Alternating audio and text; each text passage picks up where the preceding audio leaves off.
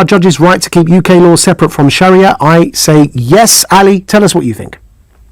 Hi Majid, how are you doing? Thanks for taking my call. Yeah. I think Majid, I don't know, you sound very Muslim, you're a Muslim guy, but I think you are a very big critic of Islam. You don't like Islamic laws, you don't like Islamic Sharia, you don't like...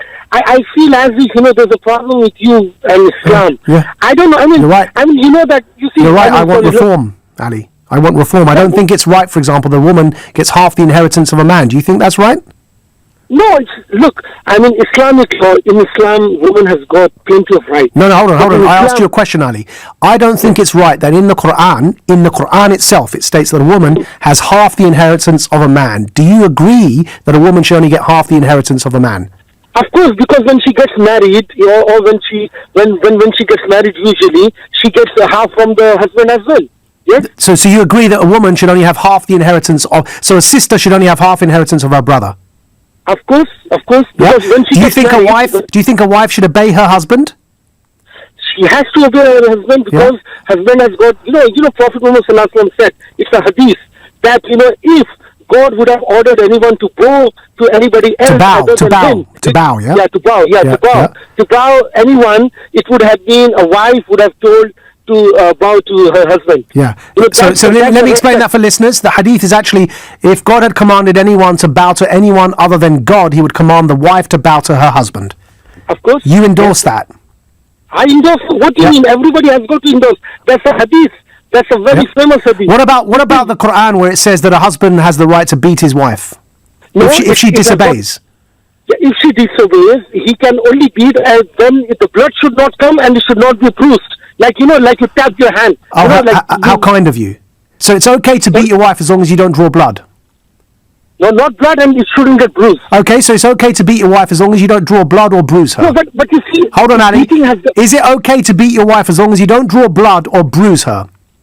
Of course, yeah. Like, you tap, you tap somebody, you just say... How do you say, you tap someone, on the shoulder or something? Humiliate, bully and humiliate your wife, because the passage continues to say, and then until you can beat her, and of course with Ali's caveat, as long as you don't draw blood or bruise her, until she returns to obedience. So you keep tapping her on the shoulder, right? Until she decides to obey you again, yeah? It's like a wake-up call. Hang on, wake up. Wake up. Call, obey me, yeah? Yeah. She has to obey. She has to obey. What do you think?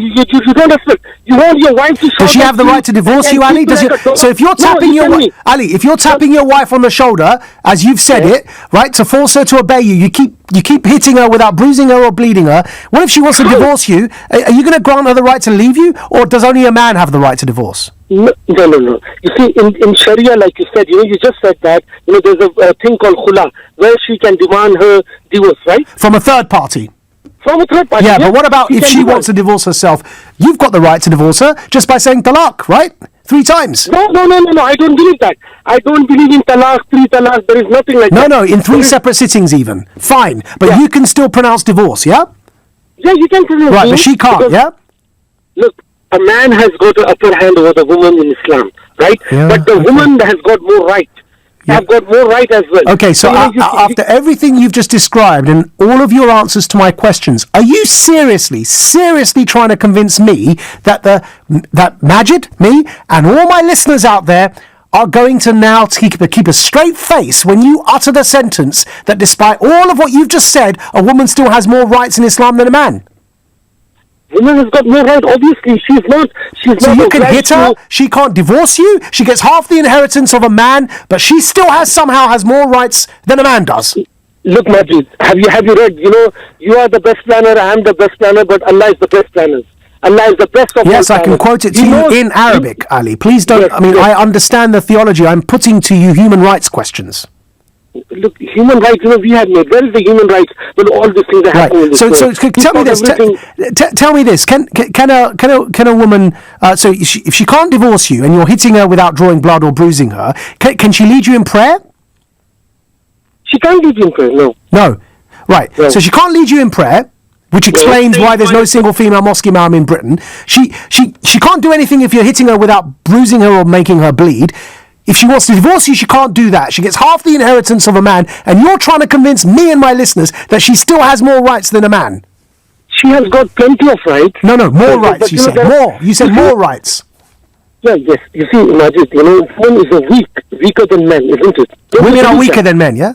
Of course, they are weaker, strength-wise, brain-wise, everything. Yeah. How many scientists are there who are women? How many, tell me how many scientists. Yeah. How many prophets are there in women? Yeah. There's no prophets in women, right? Yeah. Man has Are you married, Ali? Are you married? I'm married, yes, I'm married. Is your wife happy? She's very happy. Sometimes she gets upset, yeah. Wouldn't surprise me, my friend, the way you're speaking. Right.